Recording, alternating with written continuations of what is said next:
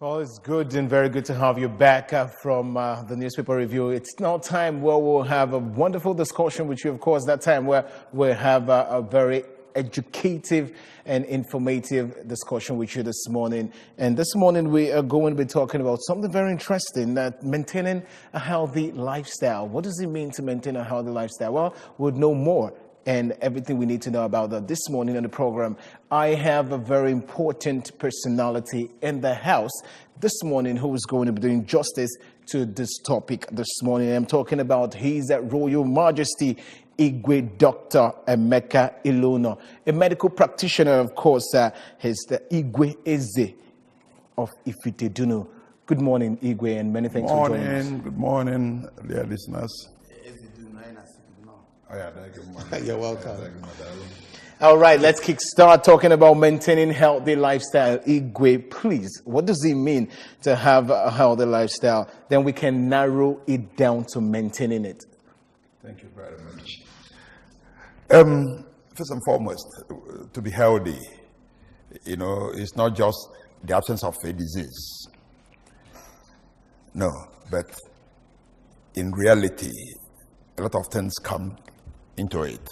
And when we talk about health, many people do not realize that you don't just concentrate on physical health, which every person knows, but also mental health. So we have mental health, we have physical health. And you must be in a state to be able to perform your normal activities on a daily basis, every day. And to do this means that you are healthy, because if you're not healthy, of course, you cannot perform any duty. Right. So we start by looking at life from the aspect that when we wake up in the morning, what do we do? How do we look at how do we feel? Do we really feel sound? Do we really feel like, let's go? When you do that, you're healthy. So let's quickly look at it. What are the components? What are those things that makes one healthy? Because anybody can come and tell you, I'm healthy. You talked about you wake up in the morning. Do you know if you're healthy or not? The body is made up of so many organs and systems, okay? And all of them should be performing, at a particular level. And if they are not performing, it shows. So when you look at the components of health, like I've just mentioned, I've mentioned the mental health, okay? And I've also mentioned the physical health. And when you're talking about the physical health, you're now looking at the entire, makeup of a human being. Okay. For example, if you wake up and you cannot open your eyes again, are you healthy? Yes, your body might be sound, but you're no more seeing. The first thing you do is to scream, I can't see again, So every organ of your body must be functional for you to be healthy. And this is exactly how God made it. So when you look at the components, you're looking at the various systems and organs of the body. Are they functioning the way they should function? And when they are, you are healthy. So what are you supposed to do to remain healthy? Oh, there are a lot of things. Basically, you see, first and foremost, what you eat, the way you carry yourself, what you do, okay, they are all put together to contribute. Okay, let us analyze what we eat. Some people will say they eat gari in the morning, they eat yam in the afternoon, and they eat maybe in another way in the evening. Before I go to that aspect, please, before you answer that question, let's just go. Hello. Okay, it's gone. Okay, good. Let me just go back a little bit to let you know that, you see, we always say all fingers are not equal. If you're observant, you will see that we have different structures, the way we are built by nature. There are those who are light, there are those that are naturally huge, there are those that are just average in size. And for every human being, for no matter you are at your age, your height, that's your build, you have a particular weight that goes with it. Okay? And this weight, which is what we call body index, okay? BMI. BMI, must be within the normal range. Okay. Once it goes out of normal range, you must be worried. So we must always strive to go back to that basic index of the body. If we don't get it right, we're in trouble. So, and what contributes to it is one of the things that will determine whether you are going to be healthy or not. So invariably, does it mean your index determines what you eat? No. It doesn't determine what you eat. In actual fact, most times you discover that the way you eat actually is a problem. I mentioned a few minutes ago about the diet morning, afternoon, and night. Forget it. You see, we always advise that there are certain things that you must take in a day. It is better. A normal diet in this part of the world is loaded with carbohydrates, with sugar. Okay? That is not a normal diet. But when we go back a little bit to how our forefathers lived before the current age that we are in, you discover that our forefathers lived better because they eat what they harvest in their gardens, what they harvest in their farms. And these things are really nature. The more you tilt towards nature in what you eat, the healthier you are. Okay.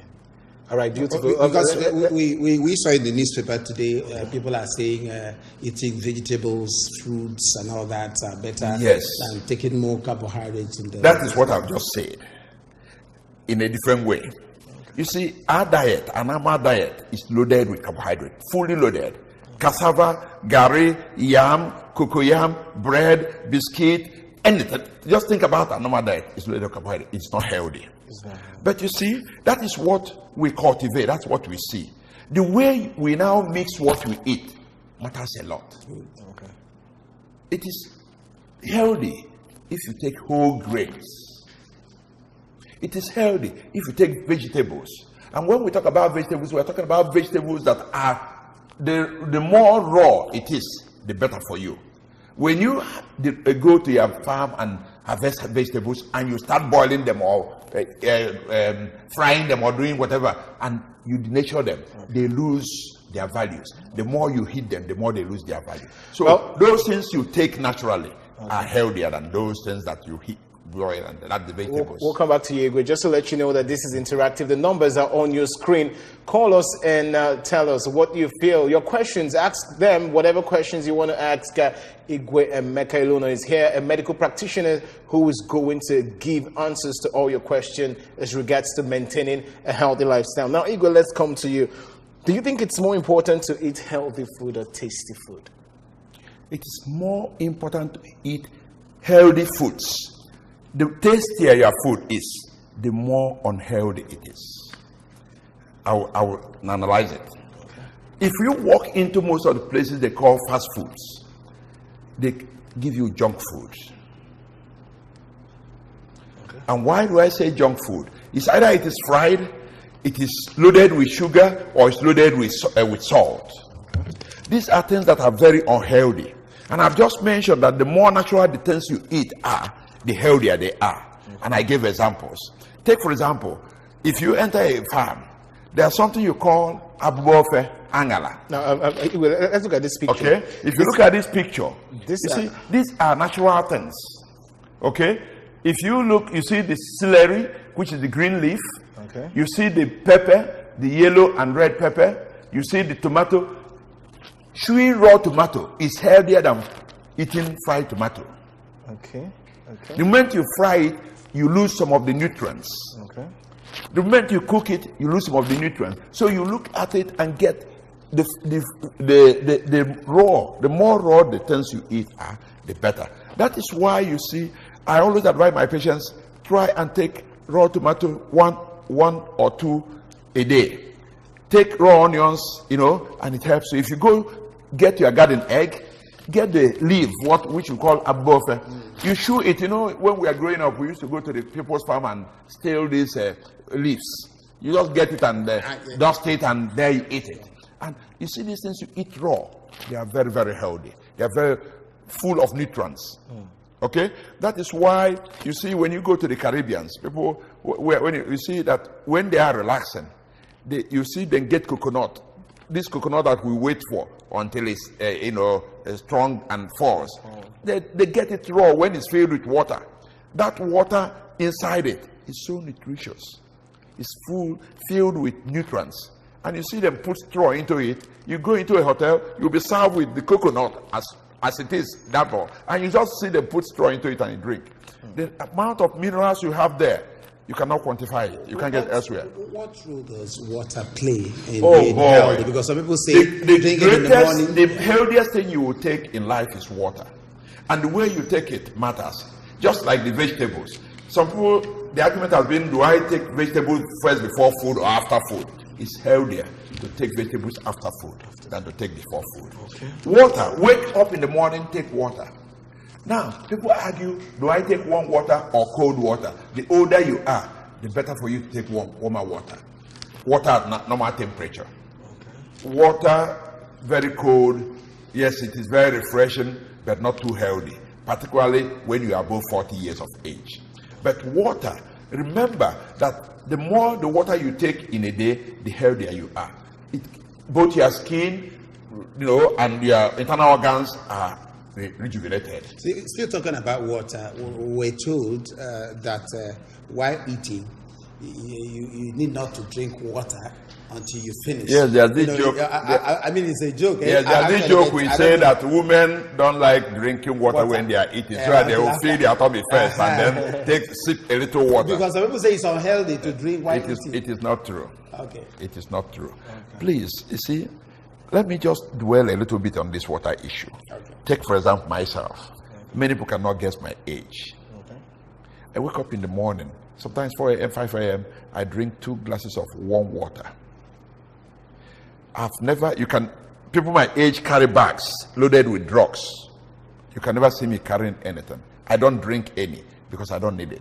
My blood pressure is normal, my sugar level is everything is normal because of my lifestyle. Okay. Your lifestyle, look, exercising daily, drinking adequate water, avoiding alcohol, avoiding smoking, eating fresh fruits and vegetables and whole grains will keep you healthy. And then distressing yourself. Avoid stressful things.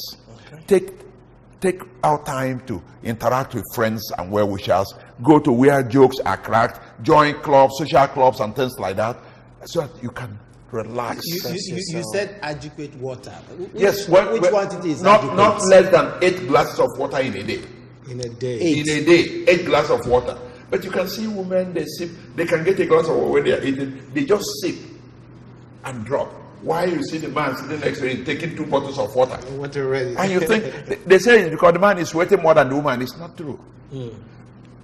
Your kidneys are endangered when you don't take adequate water, because you can develop stones in the kidneys. You can develop stones in the bladder. In the gallbladder. Okay? But when you take adequate water, you discover that most of the toxic things that arise from the metabolism of your food, they are taken off your body. Okay.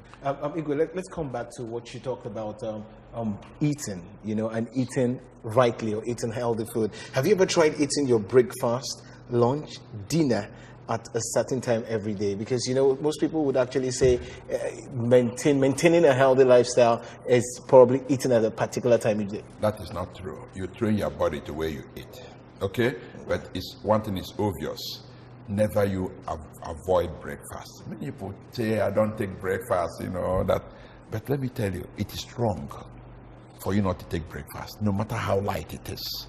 Reason is that if you have spent the entire night of not less than 8 hours of sleep, you didn't take anything. You wake up in the morning, take nothing until 12 noon, until you check the number of hours you have deprived your body of nutrients. It will hurt you. It will hurt you sometime in the future. So, breakfast you should never avoid. Don't eat late at night.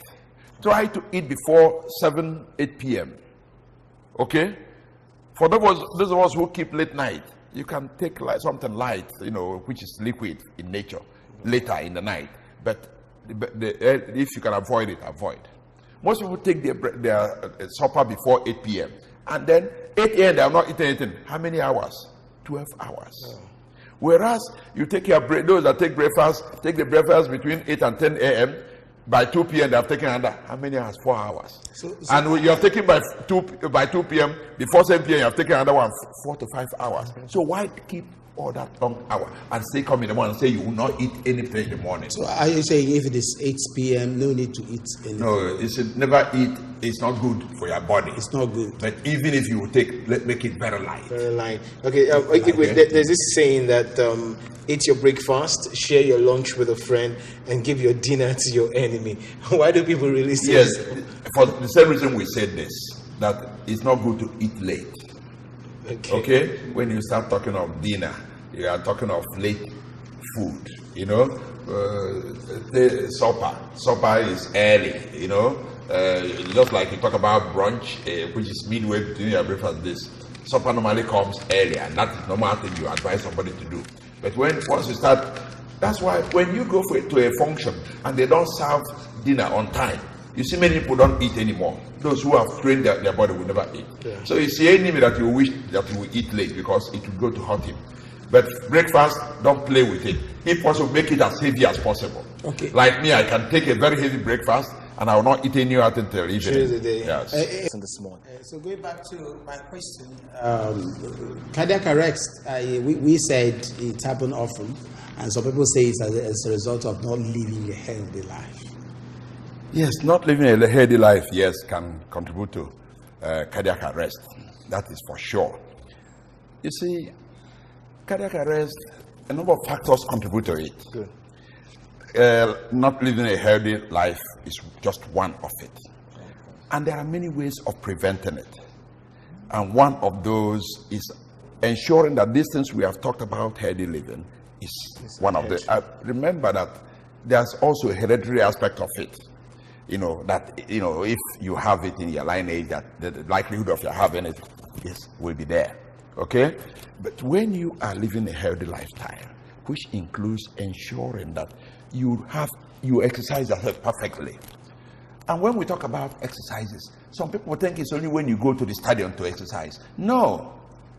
You see, walking around, climbing your staircase where you have a staircase in your house, walking around your compound, doing house chores, involving yourself in tidying up your garden, sweeping your compound. All these are exercises. But most important of all, involving yourself in at least 30 minutes of walk, taking walk, even around your compound, just 30 minutes every day, keeps you healthy.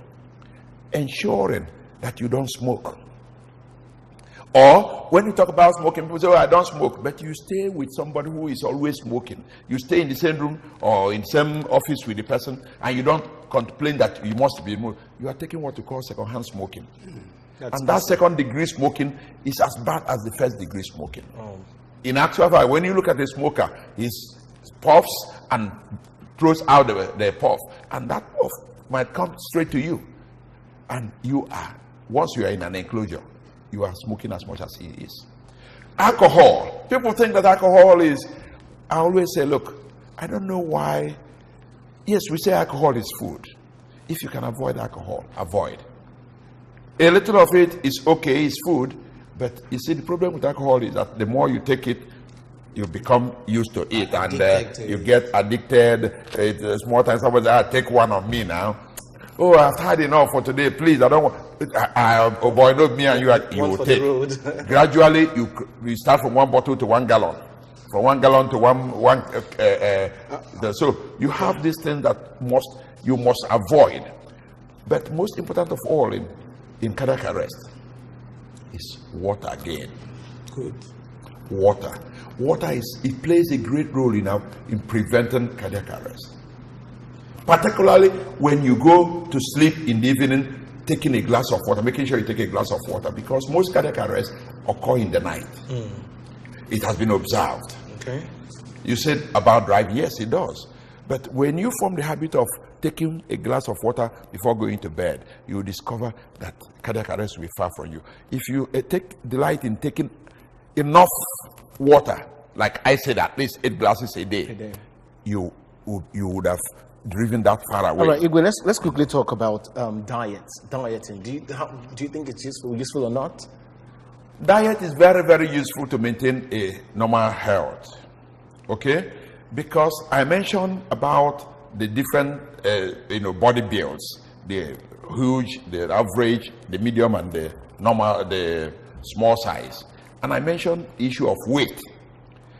Diet, you must ensure as you get older that you do not add weight.